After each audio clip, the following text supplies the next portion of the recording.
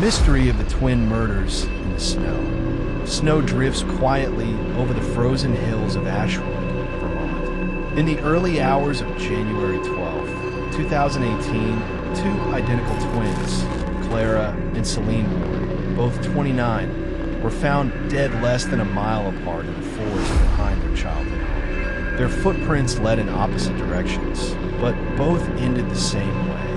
In a perfect circle of untouched snow, as if the women had simply vanished and fallen without a struggle. No signs of trauma, no forced entry, no explanation, just two lifeless sisters lying under a fresh blanket of snow, eyes open, as if still staring at something the rest of the world couldn't see. By the end of this story, you'll see how one piece of missing evidence, a decades-old diary, and a haunting voicemail left at 3:17 a.m. may hold the answer to one of New England's most chilling unsolved mysteries. It was a delivery driver, Ethan Pike, who first found Clara's body. He was driving through the back roads during a snowstorm when his headlights caught what looked like a figure lying near a tree. He called the police immediately. Within an hour, Sheriff Dana Rourke and her team were on site.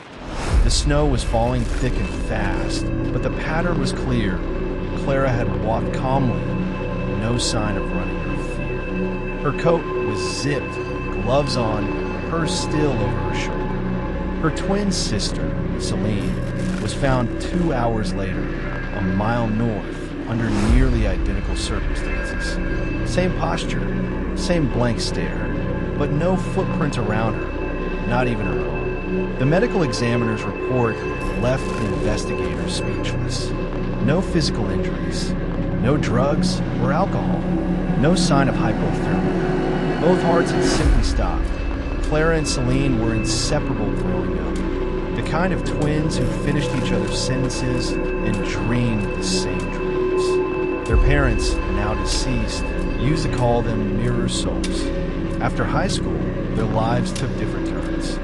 Clara stayed in Ashwood, working as a wildlife photographer. Celine moved to Boston, where she worked for a crisis hotline. They reconnected in late 2017 after Celine's fiancé, Adam Blake, died in a freak accident.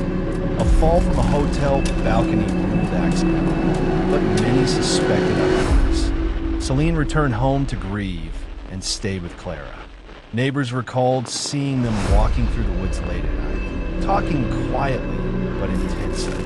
Then, on the night of January 11th, 1 year after Adam's death, both women disappeared from the house without a word. The police search turned up two key pieces of evidence: a broken Polaroid camera found in the snow between the two sites.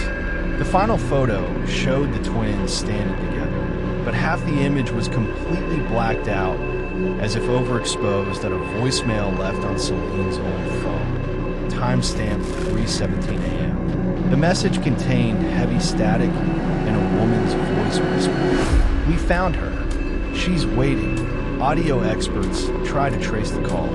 It originated from Adam Blake's old number, disconnected for over a year. Then came another discovery: Clara's journal, recovered from her cabin. The final entry read, "She's been dreaming of him again. I saw her walking toward the woods last night.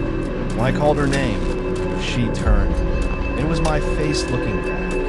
Detective Rourke's team explored every possibility. Theory 1, carbon monoxide poisoning. Test came back negative. Theory 2, occult or ritual. Locals spoke of the Ashwood Mirror Society, a rumor group that believed in spiritual duplication, that a twin's death could anchor a soul. No official evidence of such a group was found. Theory 3, psychological breakdown. Experts propose that one twin's trauma after Adam's death may have triggered a shared psychosis, folie à deux, where delusions pass between close individuals. But this didn't explain how both died simultaneously with no physiological cause. When investigators re-examined the footprints, something chilling emerged.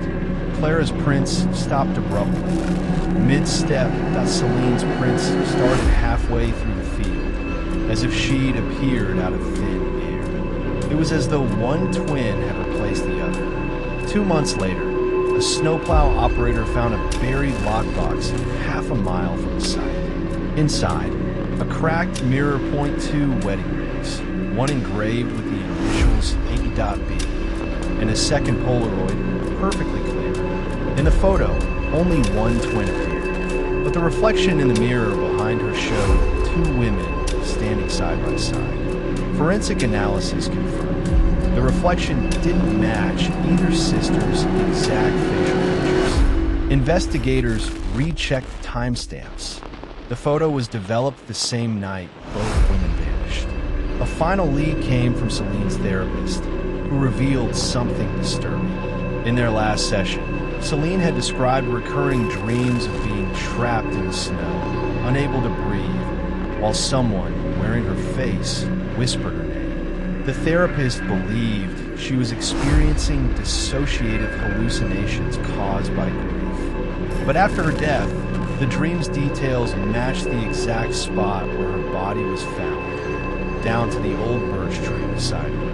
When the forensic pathologist reviewed the autopsy again, she found something missed the first time. Both sisters had a faint scar behind their left ear, identical, healed long before death. Their mother's old records revealed neither had undergone surgery. So what caused it? Years later, the case remains unsolved. No fingerprints, no DNA, no logical cause of death. Locals still avoid the forest after dark. And every winter, hikers claim to see 2 figures standing in the snow, facing each other, motionless. Theories abound: a shared psychosis, a ritual gone wrong, or something that science simply can't explain. The mirror of a life cut in 2. So here's the question for you. Thought balloon: if one twin died first, who was the second one that answered the call?